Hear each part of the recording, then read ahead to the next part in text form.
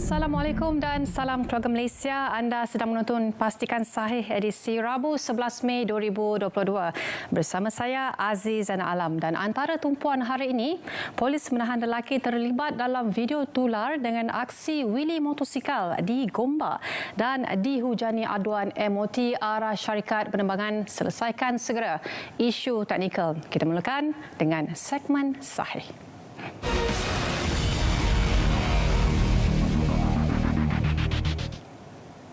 Bagi menangani gejala long COVID ataupun sindrom COVID berpanjangan dengan berkesan dan selamat, Kementerian Kesihatan Malaysia KKM menerbitkan garis panduan pengurusan pasca COVID-19 kebangsaan pada Julai 2021. Menteri Kesihatan Khairi Jamaluddin dalam kenyataannya menjelaskan, melalui protokol garis panduan ini, individu yang mengalami gejala long COVID ringan boleh menjalani penilaian awal serta rawatan di mana-mana klinik kesihatan terdekat seluruh negara. Katanya lagi, bagi gejala long COVID serius pula, mereka boleh dirujuk oleh hospital dengan kepakaran perubatan rehabilitasi seperti di dalam lampiran 1. Jelasnya lagi, perubatan rehabilitasi merupakan kepakaran perubatan yang memberi fokus kepada peningkatan kefungsian individu melalui diagnosis, rawatan kesihatan, mengurangkan kehilangan upaya serta pencegahan komplikasi. Baik, ini merupakan protokol yang dikemaskini bagi pengembara yang memasuki Malaysia berkuat kuasa pada 1 Mei lalu. Bagi proses pra-pelepasan, keperluan yang perlu dilakukan pengembara adalah memuat turun, mendaftar dan mengaktifkan aplikasi MySejahtera. Pengembara seterusnya perlu mengisi borang pra-pelepasan di dalam ikon Traveller dan memuat naik keputusan ujian COVID-19 dalam tempoh 2 hari sebelum berlepas sekiranya berkaitan. Untuk makluman, ujian RT-PCR atau RTK Antigen Profesional COVID-19 hanya diperlukan untuk pengembara berusia 18 tahun dan ke atas yang tidak lengkap atau tidak divaksin. Bagi prosedur selepas ketibaan pula, sekiranya kad pengembara mempamerkan warna merah, arahan HSO akan dikeluarkan dan pengembara perlu menjalani ujian COVID-19 RTK Antigen Profesional atau penyeliaan pengamal perubatan secara fizikal atau virtual dalam tempoh 24 jam dari ketibaan. Manakala kanak-kanak berusia 17 tahun dan ke bawah adalah dikecualikan. Serbuan ke atas sebuah rumah melibatkan sindiket pengedaran rokok tidak bercukai pada 9 Mei lalu berjaya merampas 8,207 karton rokok pelbagai jenama, sebuah telefon bimbit dan juga sebuah motorkar yang disyaki digunakan dalam menjalankan aktiviti pengedaran. Menurut Komander Brigade Tengah Pasukan Gerakan Am SAC Zulkifli Jonit, dalam satu kenyataan, jumlah anggaran keseluruhan nilai rampasan tersebut melebihi RM2 juta. Katanya serbuan tersebut berjaya menahan seorang lelaki tempatan berusia 55 tahun serta melumpuhkan sindiket pengedaran rokok tidak bercukai di sekitar Kuala Lumpur. Beliau berkata sindiket tersebut menjadikan kawasan taman perubahan yang disewa sebagai stor penyimpanan rokok. Polis mengesahkan punca kematian kes kematian dalam lokap di Balai Polis Seri Alam Johor pada 8 Mei lalu adalah disebabkan COVID-19, fenomena radang paru-paru dan diklasifikasikan sebagai mati mengejut. Pengarah Jabatan Integriti dan Pematuhan Standard PDRM, Datuk Seri Azri Ahmad berkata, ujian pengesanan COVID-19 telah dilakukan serta menunjukkan keputusan positif. Katanya lagi, bagaimanapun siasatan akan diteruskan dari pelbagai sudut sebagai hasil siasatan diserahkan kepada pihak coroner. Polis menahan seorang lelaki yang videonya tular melakukan aksi wili ketika menunggang motosikal di beberapa lokasi di sekitar Gombak di sini pukul 7.30 malam Sabtu lalu. Ketua Polis Daerah Gombak, Asisten Komisioner Zainal Mohamad berkata, tular video berdurasi 30 saat di laman sosial berhubung kesalahan dilakukan lelaki berusia 28 tahun berkenaan sebelum ditahan anggota dari bahagian siasatan penguatkuasaan trafik BSPT, Ibu Pejabat Polis Daerah IPD Gombak. Beliau dalam satu kenyataan turut berkata suspek kemudian direman 2 hari bermula Isnin sebelum didakwa di Mahkamah Majistret Selayang pada pagi Selasa. Jelasnya lagi, suspek bagaimanapun tidak mengaku salah atas pertuduhan terhadapnya sebelum dibenarkan diikat jamin sebanyak RM4,000 dengan seorang penjamin. Baik, monsun barat daya dijangka bermula pada 14 Mei ini dan akan berterusan sehingga pertengahan September depan. Semasa monsun barat daya, lazimnya angin bertiup secara konsisten dari arah barat daya dengan kelembapan udara yang lebih rendah dan keadaan atmosfera yang lebih stabil. Dan situasi ini menyebabkan kurangnya pembentukan awan hujan sepanjang tempoh tersebut serta kebanyakan tempat di seluruh negara akan mengalami bilangan hari tanpa hujan lebih banyak berbanding musim lain, dan keadaan ini juga akan menyebabkan taburan hujan yang lebih rendah. Baik, pastikan sahih berehat seketika, kita akan kembali lagi selepas ini.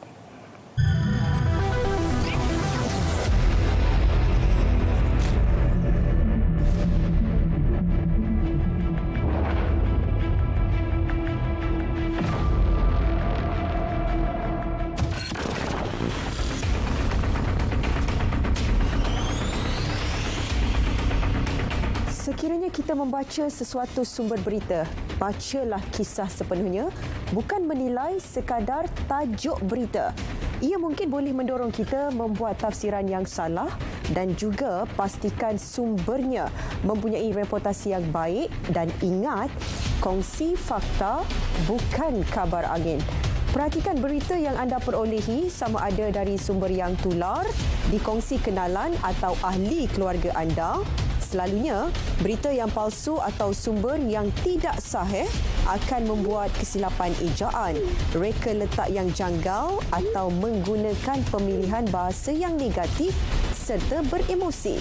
Semak sumber rasmi dan bandingkan maklumat yang anda perolehi.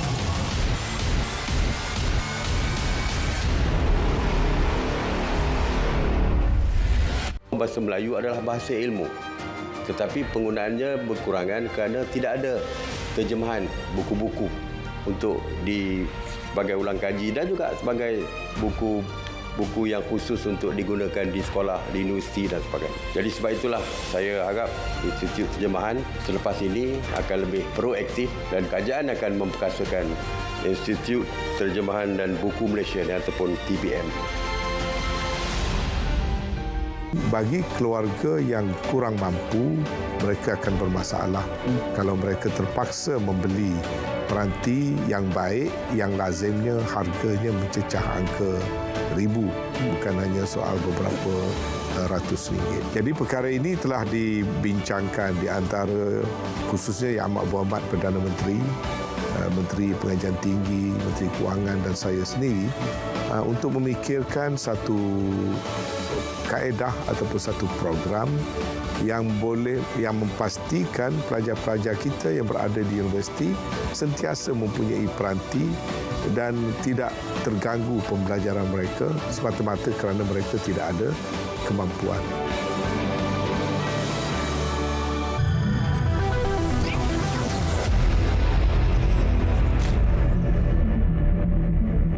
Terima kasih kerana masih setia bersama Pastikan Sahih. Dan tahukah anda jika anda menyebarkan berita palsu, anda boleh didakwa di bawah Seksyen 505 Kanun Keseksaan dan juga Seksyen 233 Akta Komunikasi dan Multimedia 1998. Baik, kita teruskan seterusnya dengan segmen Semasa.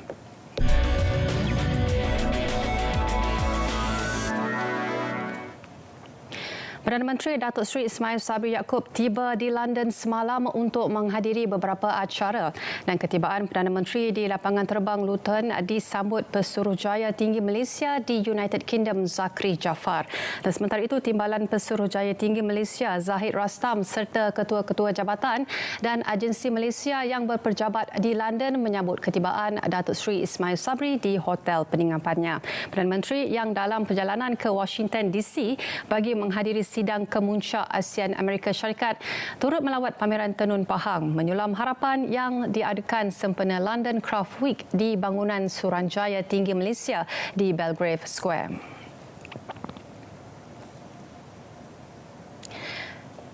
Menteri Luar Datuk Seri Saifuddin Abdullah menyifatkan sidang kemuncak khas Amerika Syarikat ASEAN kali ini sebagai menarik kerana ia berlangsung seiring pelbagai pembaruan diketengahkan pentadbiran Presiden Joe Biden.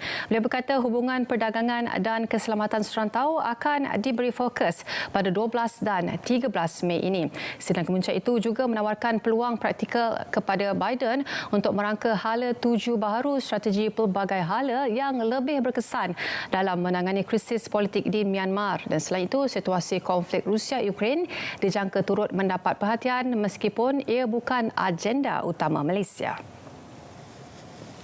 Jadi kita lihat bahawa ada perkembangan baru di pihak Amerika Syarikat, dan tentulah Malaysia dan ASEAN harus mengambil prihatin terhadap perkara-perkara tersebut, dan sebab itu saya jangka Yang Amat Berhormat Perdana Menteri akan antara lain menekankan soal ASEAN centrality dari segi hubungan antara ASEAN dan Amerika Syarikat. Maknanya tak kiralah Amerika Syarikat boleh bertukar dasar, boleh bertukar pentadbiran, tetapi dan kita menghormati mereka dari segi itu, namun Malaysia seperti mana biasa kita dengan pendirian ASEAN Centrality itu. Maknanya kita boleh bincang isu ekonomi, isu geopolitik, memang itu perkara yang saya jangka akan dibincangkan, tetapi kita akan melihatnya dari sudut pandang kita dan dari sudut pandang ASEAN. Kementerian Pengangkutan Malaysia MOT mengarahkan syarikat penerbangan untuk menyelesaikan segera isu teknikal yang dialami penumpang melibatkan perkhidmatan penerbangan serta penyampaian maklumat. Menterinya Datuk Seri Dr. Wee Ka Siong dalam satu kenyataan media berkata arahan itu dibuat selepas rundingan dan siasatan dilakukan susulan aduan diterima dari orang ramai. Ia bagi menjamin kepentingan keselamatan dan pematuhan teknikal kepada peraturan penerbangan awam serta keselesaan penumpang. Jelasnya kebanyakan aduan diterima susulan aliran trafik penumpang lebih tinggi musim perayaan serta pesawat yang mempunyai masalah teknikal perlu direhatkan. Kerajaan bersimpati dengan nasib penumpang dan berharap untuk mereka kekal tenang serta terus memberi maklum balas. Perkhidmatan transit aliran ringan LRT laluan Kelana Jaya yang terjejas pagi semalam berlaku disebabkan sebuah tren yang terkandas. Ketua Pegawai Eksekutif Rapid Rail Sdn Bhd Amir Hamdan berkata, tren bernombor 39 yang terkandas di stesen LRT Taman Jaya dikatakan berpunca daripada masalah sistem brek. Tambahnya, kejadian dilaporkan berlaku pada jam 8.16 pagi setelah Pusat Kawalan Operasi mendapati isu kebocoran hidrolik. So we have actually engaged an external specialist to conduct a thorough assessment on our rail system. So of which the outcomes of this assessment will be shared with our stakeholders, mainly MOT, MOF as well as APAD. Pengusaha ladang kelapa sawit dan pengeluar minyak sawit Malaysia harus berganding bahu bagi merebut peluang yang wujud selepas keputusan Indonesia untuk menghentikan ekspor minyak sawit.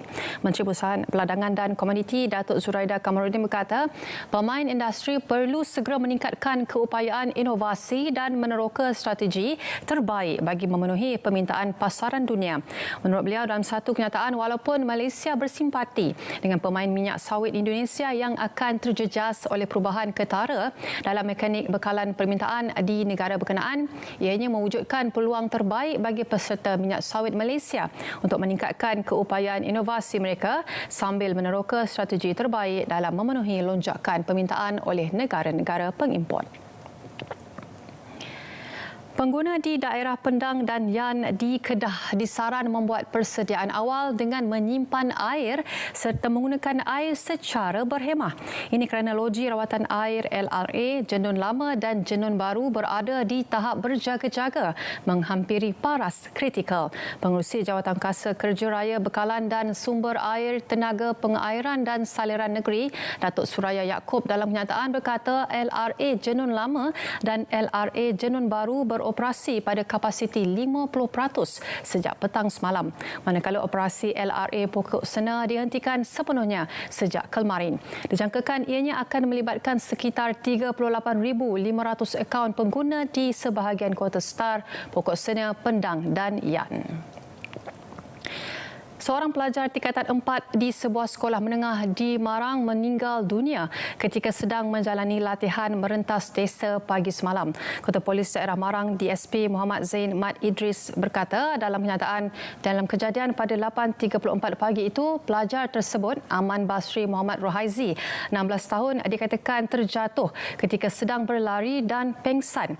Jelas beliau berdasarkan temu bual bersama beberapa saksi pelajar sekolah yang sama, bantuan pernafasan telah cuba diberikan namun keadaan mangsa semakin lemah. Katanya lagi, guru yang bertugas telah membawa mangsa ke klinik pengkalan berangan untuk menerima rawatan, namun doktor memaklumkan mangsa telah meninggal dunia. Skuad terjun negara terus cemerlang di Pusat Akuatik Maidin apabila menyumbang 2 lagi pingat emas untuk kontijen negara.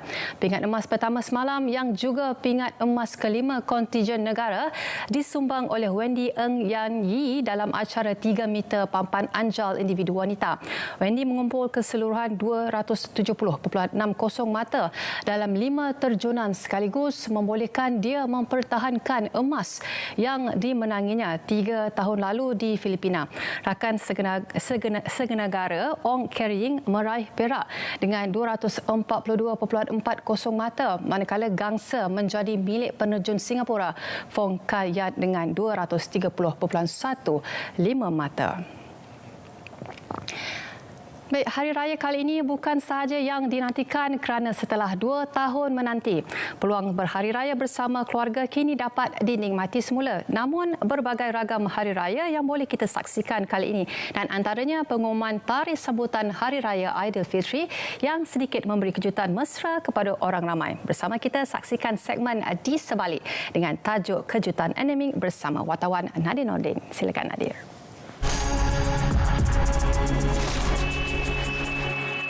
Maka adalah dengan ini, saya mengisytiharkan bahawa tarikh Hari Raya Puasa bagi negeri-negeri seluruh Malaysia ialah pada hari Isnin, 2 hari bulan Mei tahun 2022.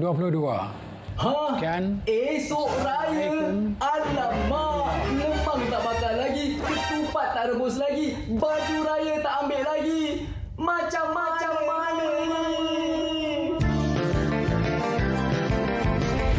Pasti ramai keluarga Malaysia, khususnya yang beragama Islam, mengalami situasi cemas dan terkejut sebaik saja menyaksikan pengumuman Hari Raya Aidilfitri yang jatuh pada 2 Mei 2022. Pelbagai cerita dan reaksi yang dapat kita saksikan di media sosial mengenai Hari Raya terkejut pada tahun ini. Ikuti Di Sebalik dalam merungkai Hari Raya Aidilfitri 2022, Kejutan Endemik. Pengumuman rasmi tarikh Hari Raya Aidilfitri 1443 Hijrah bersamaan 2022 Masihi telah dibuat oleh penyimpan Mohon Besar Raja-Raja Tan Sri Syed Daniel Syed Ahmad selaku pihak berkuasa yang diamanahkan oleh Majlis Raja-Raja pada hari Ahad 1 Mei 2022 pukul 8 malam menerusi saluran TV1 RTM.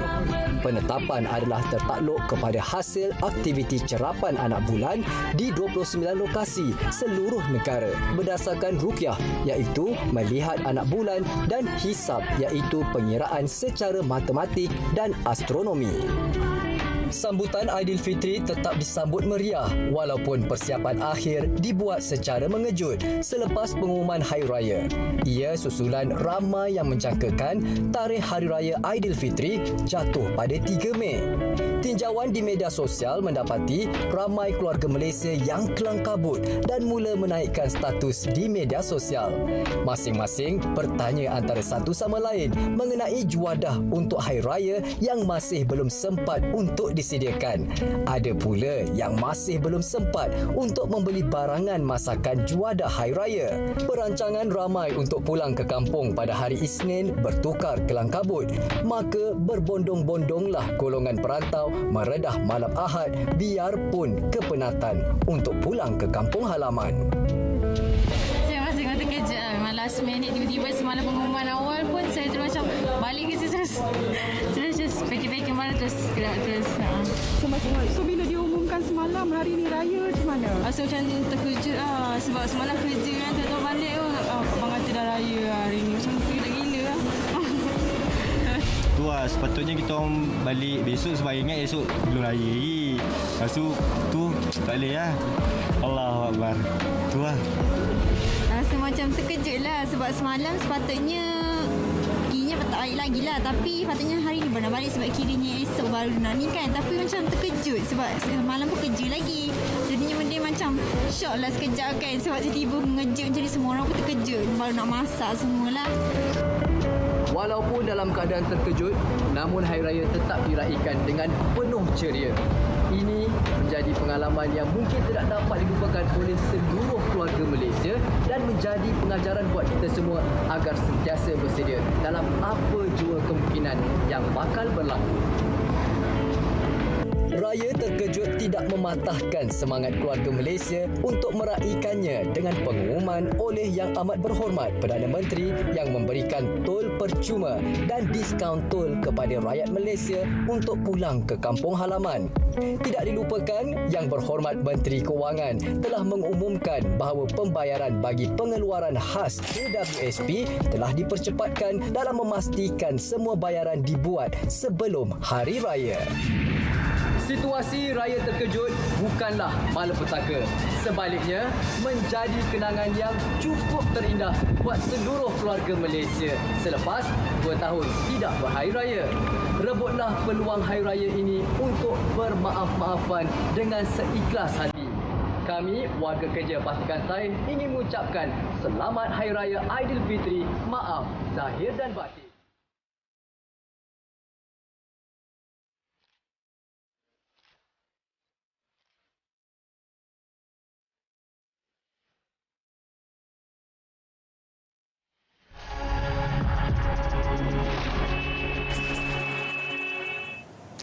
Ya, terima kasih Nadir. Kita kembali selepas ini dengan segmen notifikasi.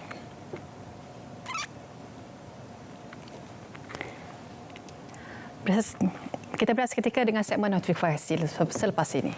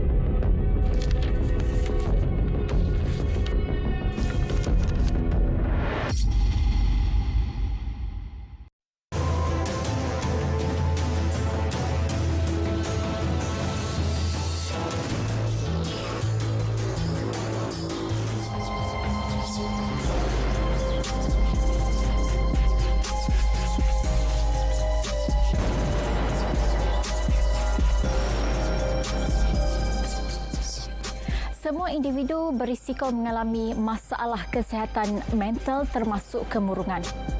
Saya, anda, kita tidak terkecuali. Apatah lagi dalam keadaan stres yang melampau dan berjauhan dengan keluarga. Ingat, sekiranya kemurungan ini tidak dirawat dengan baik, ianya boleh mengundang kemudaratan termasuk tingkah laku bunuh diri. Ambil peduli, kita mampu mengubahnya.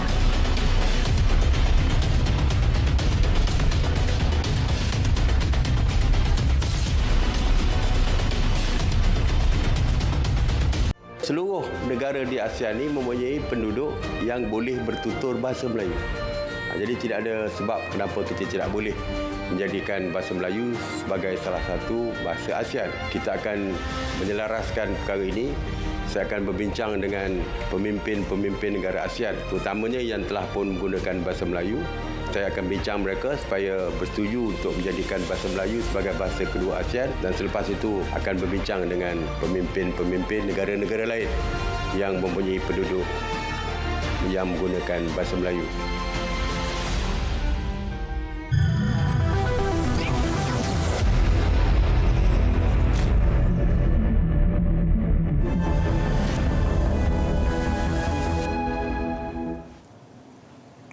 Baik, bagi segmen notifikasi, jangan lupa untuk saksikan Bicara Diary Rawat dengan tajuk Kawasaki dan Rawatan bersama dengan Dr. Noliza Ali, iaitu pakar perunding pediatrik kardiologi Hospital Serdang, dan juga Khairunisa Hamzah, iaitu ibu bekas pesakit Kawasaki. Malam ini jam 9 malam di TV1 dan juga di saluran berita RTM. Baik, sudahkah anda memohon, iaitu permohonan peranti siswa bagi fasa 1 akan ditutup pada 15 Mei 2022? Baik, pendaftaran pengguna data 13 golongan yang wajib berdaftar di bawah Akta Perlindungan Data Peribadi 2010, iaitu Akta 709. 06 pengangkutan ini adalah antaranya Malaysia Airlines System MAS, AirAsia, MasWings, AirAsia X, Firefly, Berjaya Air, Malindo Air dan juga Malaysia Airlines Berhad. Baik, elak ditipu. Ini adalah 6 panduan untuk mengenali barang tiruan. Nombor 1, serupa dengan barang berjenama tapi kualitinya berbeza. Yang kedua, tiada jaminan keselamatan. Yang ketiga, tiada jaminan kualiti.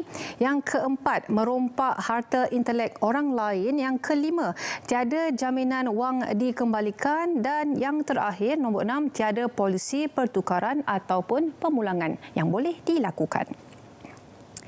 Baik, tempoh permohonan rayuan BKM 2022 dimulakan dari 2 Mei hingga 2 Jun 2022. Permohonan rayuan boleh dibuat bermula daripada 2 Mei iaitu dalam talian, dan juga pada 9 Mei 2022 melalui manual iaitu di kaunter LHDNM, dan juga sebarang maklumat lanjut anda boleh rujuk FAQ yang berkaitan di portal rasmi Bantuan Keluarga Malaysia iaitu di bkm.hasil.gov.my. Baik, sertai pertandingan kuis ASEAN iaitu peringkat kebangsaan 2022 1 hingga 30 Jun 2022. 3 pemenang akan dipilih iaitu di bawah kategori sekolah menengah berusia 15 hingga 17 tahun akan mewakili Malaysia ke kuis ASEAN peringkat rantau di Myanmar. Baik, sekian sahaja daripada saya untuk hari ini. Teruskan bersama kami esok bersama dengan wartawan Nadir Nordin. Dengan itu, saya Aziz Anak Alam. Salam keluarga Malaysia dan kita jumpa lagi.